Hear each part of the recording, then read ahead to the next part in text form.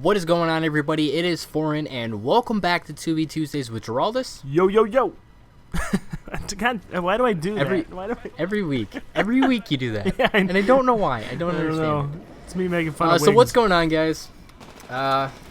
Foreign and Geraldus here to bring you 2vTuesdays again. This week, we're talking about something a little bit different than normal. Most of the time, we talk about video game stuff, and this week we're talking about prostitution. Yes. No, we're not. Okay. We're not talking about that. Just saying. No, so this week, actually these next few days, is the NAB, which is the National Association of Broadcasters.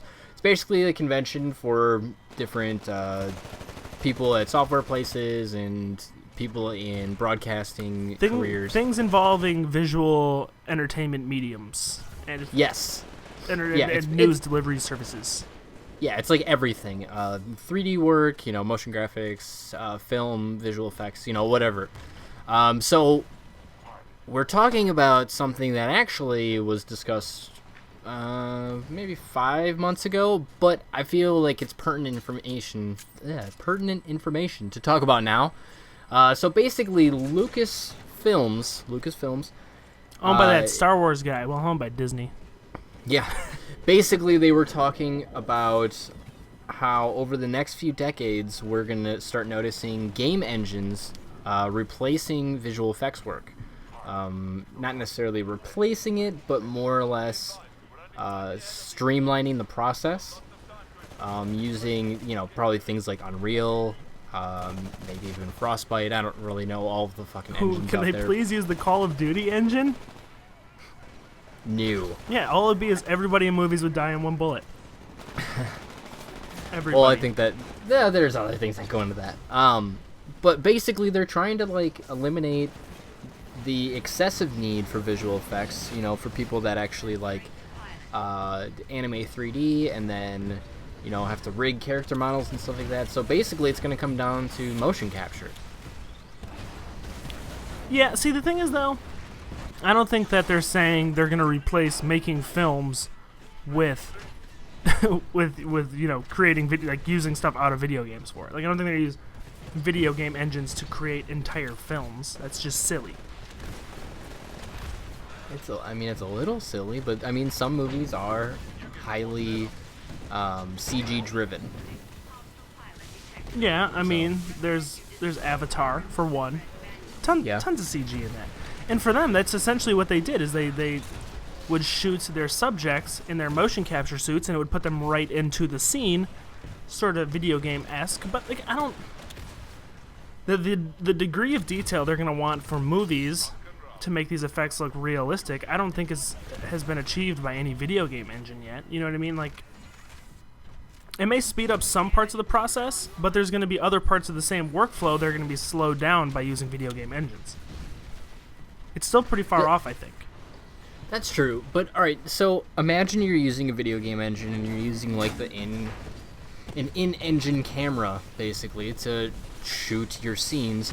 You can create some pretty elaborate scenes with a video game engine and then include, higher res model CG elements like people or animals actually going through the scene than that you're adding in.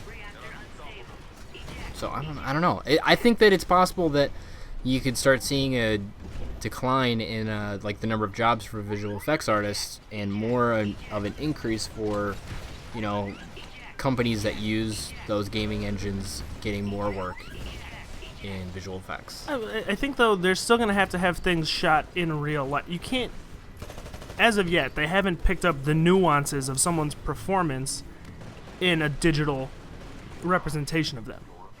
That's you and I very had true. talked about Jeff Bridges in the Tron film. What was it? Tron Legacy? Was that what the new one was called? I don't know. Whatever. I just say Tron. It's Tron. And you lose a lot of the nuances even in something like Avatar, which seemed like they put in more work for those ones.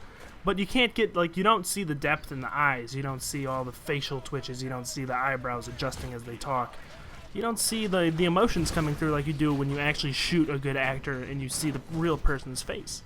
So, Are they going to stitch in certain, action parts of films as opposed to blowing up 50 cars, just blow them up in like a video game essentially and just make it look really realistic? Possibly.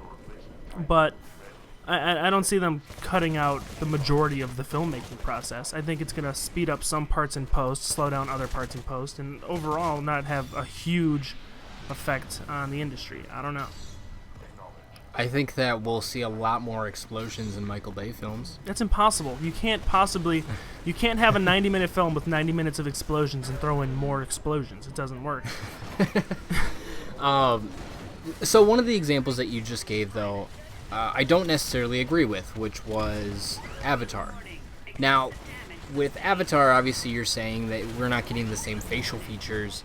Well, most of the things that they were showing that were CG weren't actual people. They were actually like things that aren't actually real and could never be real. So it's kind of hard to say like, well, their facial expressions would be better if it was a real person, because they weren't real people at all. So like a cartoonish thing is kind of hard to like say like, well, it doesn't look like a real person. I was referencing more the way that they motion capped their face and brought it in, and they look really. They don't look like they're alive. They look like animatronic. It looks weird. Actually, I thought that the Avatar movie was phenomenal when it came to that. They did a great job, that they did but would it have looked job. better if they had found some way to do that more, like, practically, where they used prosthetics instead, for close-up shots? I think it would have worked better. Yeah, that's true.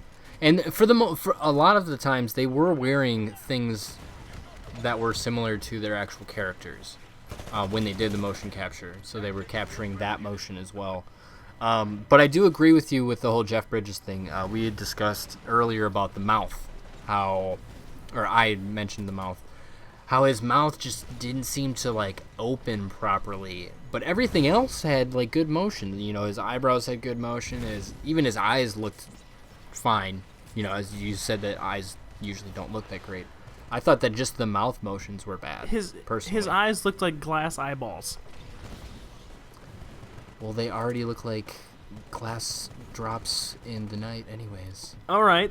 Interesting. But all I know is that when you talk to somebody with glass eyeballs, it's kind of weird and creepy. Just saying. That guy was creepy. Been there, done that. Creepy.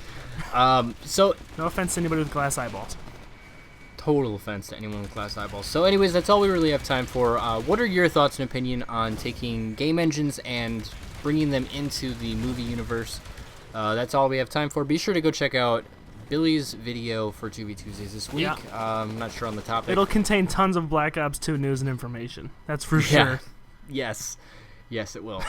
So anyways, I hope you guys enjoyed, and we will talk to you later. Bye. Peace.